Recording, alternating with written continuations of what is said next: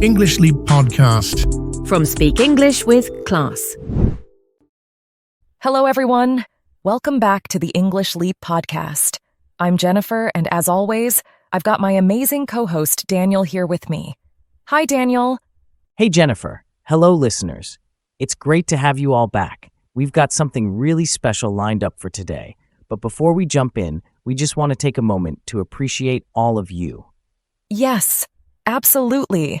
The support and love we've been getting from all over the world has been incredible. We see your comments, your stories, and your words of encouragement, and it really means the world to us. And seeing how much you're enjoying the podcast really pushes us to keep bringing you the best content. And special shout out to those of you who've been sharing our episodes with your friends, families, and on social media. You're helping others learn just by spreading the word. And that's amazing. Thank you for being part of the English Leap Podcast family. We couldn't do this without you. All right, let's keep the good energy going. Today we're talking about the importance of listening skills and how you can practice and improve. You know, listening is such an essential part of learning a new language. Exactly. It's often the first skill we develop, but sometimes we don't give it the attention it deserves. So we'll dive into why it's so important and how you can take small steps to improve every day. Daniel, let me ask you something. When was the last time you listened to someone speaking English and didn't understand every word, but you still got the main idea? Oh, good question. That actually happens more often than you'd think. Just the other day, I was talking to a friend who speaks super fast, and I definitely didn't catch every word. But even though I missed some details, I still understood the main point. Exactly. And that's the beauty of listening. It's not about catching every single word. It's about getting the context and key ideas. That's a real skill that develops over time. Totally. I think a lot of our listeners can relate to that. It's a great feeling when you realize you can follow a conversation even if you don't understand every little thing. Yes. And today, we're going to share how you can build on that skill and become even more confident with your listening, especially when things get tricky. Oh, before we go further, don't forget there's a free PDF with all the key points from today's episode. So make sure to check it out in the description below. It's perfect if you want to follow along or review later. All right, let's start by talking about why listening skills are so important. Daniel, do you want to kick this off? Sure. Listening is the foundation of language learning. When you were a baby, the first thing you did was listen, right? You didn't start by speaking or writing. You listened to the people around you. And it's the same when learning English. Exactly. Listening helps us understand how words are pronounced, how sentences are structured, and it even helps us pick up the rhythm of the language. And you know, listening also helps with speaking, reading, and writing. It's like the base of the pyramid. Totally. And if you think about it, listening is everywhere. In real life, you're always listening, whether it's at work, in social situations, or even just watching TV or movies. That's why improving listening skills is key. Yes. And I think one of the big things learners struggle with is understanding native speakers, right? Native speakers talk fast. They use slang, idioms, and sometimes it feels like a blur. Yeah, I've been there. But here's the thing. The more you listen, the easier it becomes. You start to pick up on the flow of the language, the accents, and even the slang. It's all about practice. That's so true. And that brings us to something really important. The difference between hearing and listening. Yeah, this is a big one. We all hear things every day, right? But active listening is totally different. When you're actively listening, you're focusing your attention, understanding the meaning, and trying to remember what was said. Exactly. It's about really being present in the conversation. I know when I started learning Spanish, I had to train myself to listen actively, not just let the words wash over me. Yes, it's so easy to just hear words and let them slip by, especially when you're tired or distracted. But if you really focus, active listening can help you understand context and respond better in conversations. And that's so important in real life. When you listen well, You can answer more accurately, build better relationships, and understand more. Whether it's at work or with friends, being a good listener is always a win. But you know, Jennifer, listening isn't always easy. Learners face a lot of challenges. What do you think is one of the hardest parts for English learners? Oh, definitely accent and speed. Native speakers often talk so fast that it's hard to keep up, and the accent can be really different depending on where they're from. Right. And let's not forget about slang and idioms. Native speakers love to throw in casual phrases that might not make any sense if you translate them directly. Yes, like when someone says, "It's raining cats and dogs." You can't take that literally. Exactly. And then there's the challenge of background noise. Sometimes when you're in a busy place, it's even harder to focus on what people are saying. But don't worry.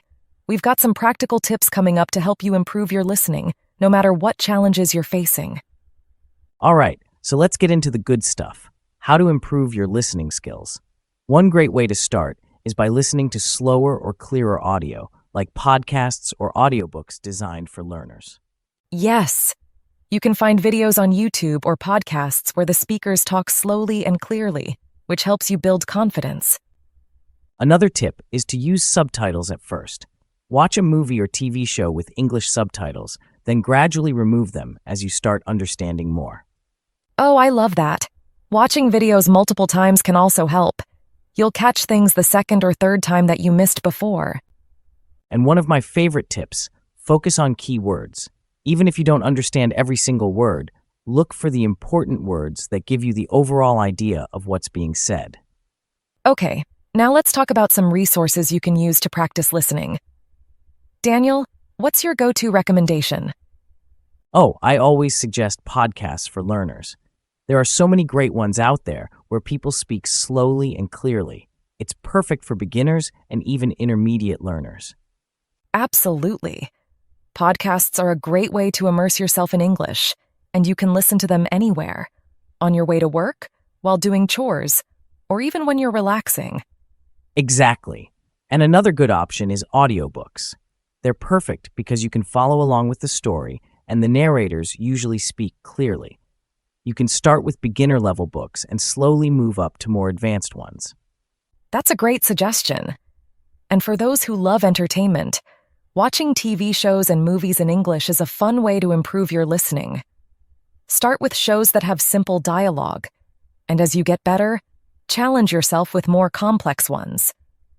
And don't forget, subtitles are your friend at the start. But over time, try to remove them so you can focus more on what you're hearing. Now, let's get into some interactive exercises you can try. One of the most effective is the shadowing technique. Have you heard of this, Daniel? Oh yeah, I've tried it myself. It's when you listen to someone speaking, and right after, you try to repeat what they said. It helps with pronunciation, rhythm, and fluency. Exactly. Don't worry about being perfect at first. It's more about training your ear and getting used to the flow of the language. Another great exercise is dictation. You can listen to a short audio clip, pause it, and write down what you hear. It's great for improving accuracy and listening to details. And after you finish, try summarizing what you hear. After listening to a podcast or video, see if you can explain the main idea in your own words. It's a great way to check how much you've understood. Now, let's talk about accents. Listening to different English accents can be challenging, but it's important, especially if you plan on traveling or working in an international environment. Definitely. There are so many accents: British, American, Australian, and even regional accents within those countries. The key is to expose yourself to a variety of them. Exactly. And don't feel frustrated if you don't understand everything right away. Each accent has its own unique style, so the more you listen, the more you'll get used to it. A fun way to practice this is by watching videos or interviews with people from different parts of the world. You can also listen to news channels from different countries to hear various accents in context. Now, here's something important to remember. Listening and speaking go hand in hand. The more you listen, the better you'll speak. Exactly. One way to improve both skills is through conversational practice. Find a language partner or tutor, and try having conversations where you focus on both listening and speaking. Yes, and even if you don't have a partner, you can practice by mimicking native speakers. Listen to how they say phrases and repeat them yourself. It helps with both pronunciation and fluency. I love doing that with movies or TV shows, just repeating after the characters. It feels a bit silly sometimes, but it really helps you sound more natural. One thing we want to stress is patience and consistency. Improving your listening skills takes time, and you won't see results overnight. Right. It's easy to get frustrated if you don't understand everything right away, but that's completely normal. The more you practice, the better you'll get. Yes, and it's important to celebrate small wins. Maybe today you understood a new word or caught a phrase you didn't know before. Those little moments are progress. Exactly. Every bit of progress counts, and if you stay consistent, you'll see improvement over time. And finally, let's talk about real-life listening situations. These can be the most challenging, but also the most rewarding. Yeah, real-life listening is where everything comes together. You're in a conversation, and you have to focus on understanding and responding quickly. It can be a bit scary at first, but the more you practice, the easier it gets. Don't be afraid to ask for clarification if you don't understand something. It's totally okay to say, "I'm sorry, could you repeat that?" Or "What does that mean?" Yes, asking questions is a great way to learn, and it shows the other person that you're really engaged in the conversation. And don't shy away from real-world listening. Challenge yourself with podcasts, radio, or even casual conversations with friends. It's all about stepping out of your comfort zone. Totally. And that brings us to the end of today's conversation. We hope our discussion gave you some useful insights. Absolutely. But before we finish, let's hand things over to Charlotte for the vocabulary spotlight. She'll dive into some key words, phrases, and idioms from today's episode. Yep, Charlotte's got you covered. She'll break it down and make sure you leave with some new vocabulary to use confidently. Thanks, Jennifer and Daniel. Hello, everyone. Let's go through a few important words and phrases we mentioned today. I'll explain their meanings and give you simple examples to help you understand how to use them in real conversations. Conversation. Meaning, a spoken exchange between two or more people. Example, we had a nice conversation about our weekend plans. Context. Meaning, the situation or information that helps you understand something better. Example, you can understand difficult words if you look at the context of the sentence. Confidence. Meaning, the feeling of being sure about your abilities or decisions. Example, she spoke with confidence during the meeting. Tricky. Meaning, difficult to deal with or understand. Example, the instructions were a bit tricky, but I figured them out. Details. Meaning, small pieces of information about something. Example, I missed some details of the movie because I was distracted. Key points. Meaning, the most important parts or ideas. Example, I wrote down the key points of the presentation. Skill. Meaning, the ability to do something well, especially through practice.